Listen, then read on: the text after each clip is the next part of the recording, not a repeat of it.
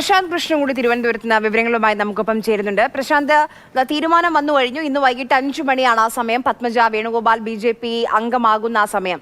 ഇത് BJPയെ സംബന്ധിച്ച് പ്രത്യേകിച്ച് കേരളത്തിൽ എന്ത് മാറ്റമുണ്ടാക്കും? നോക്കൂ, പത്മജയുടെ ബേസ് അത് തൃശ്ശൂരാണ്. ഇപ്പോൾ BJP ഏറ്റവും കൂടുതൽ വിജയ പ്രതീക്ഷ വെച്ചു പുലർത്തുന്നതും തൃശ്ശൂർ മണ്ഡലത്തിൽ സുരേഷ് ഗോപിയിലാണ്. അപ്പോൾ പത്മജ കൂടി വരുമ്പോൾ പത്മജ ഒരു ഫാക്ടർ അവിടെ വരും, തൃശ്ശൂരിൽ ഉണ്ടാകുമെന്ന് കണക്ക് കൂട്ടുന്നുണ്ടോ BJP? ആര്യ, ഈ അച്ഛൻ്റെ പേരിൽ അറിയപ്പെടുകയും സ്ഥാനമാനങ്ങൾ ലഭിക്കുകയെല്ലാം ചെയ്ത കേരളത്തിലെ ഒരു കോൺഗ്രസിൻ്റെ നേതാവ് കൂടി BJPയിലേക്ക് എത്തി എന്നതാണ് ഏറ്റവും പ്രധാനമായി അതിൽ പറയേണ്ടത്. കാരണം അനിൽ ആൻ്റണി AK ആൻ്റണിയുടെ മകൻ എന്ന നിലയിലാണ് അറിയപ്പെട്ടതും അദ്ദേഹത്തെ BJP ആകർഷിച്ച് കൊണ്ടുപോയതും ആ ഒരൊറ്റ ഘടകത്തിൻ്റെ പേരിലാണ്. ഇപ്പോൾ പത്മജ വേണുഗോപാലിനെ BJP പാളയത്തിലേക്ക് BJP ദേശീയ നേതൃത്വം എത്തിച്ചിരിക്കുന്നതും K കരുണാകരൻ്റെ മകൾ എന്ന ബ്രാൻഡ് വാല്യൂ കൊണ്ടാണ്.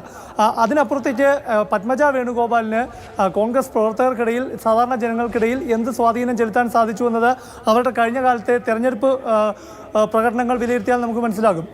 2004 മുകുന്ദപുരം പോലെ K കരുണാകരൻ അത്രയും സ്വാധീനമുണ്ടായിരുന്ന ഒരു ലോക്സഭാ മണ്ഡലത്തിൽ പത്മജ വേണുഗോപാൽ പരാജയപ്പെടുകയാണ്.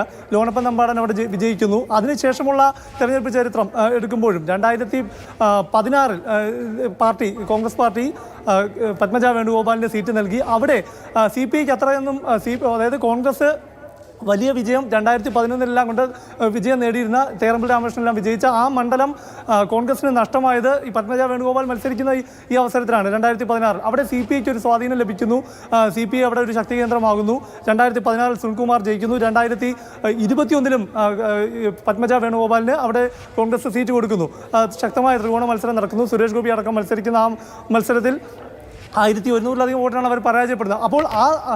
അപ്പോഴും അവിടെ പത്മജ വേണുഗോപാൽ ഈ പത്മജ വേണുഗോപാൽ ഫാക്ടർ അത് ഈ വരുന്ന ലോക്സഭാ തെരഞ്ഞെടുപ്പിൽ കേരളത്തിൽ എന്തെങ്കിലും ഇഫക്റ്റ് ഉണ്ടാക്കുമോ? ഇനി അവർ മത്സരിക്കുമോ? അതൊക്കെയാണ് നമുക്കിനി അറിയേണ്ടത്. അതൊക്കെ ഇപ്പോഴും ഈ സർപ്രൈസ് എലമെന്റ് ആയി തന്നെ നിൽക്കുകയാണ്.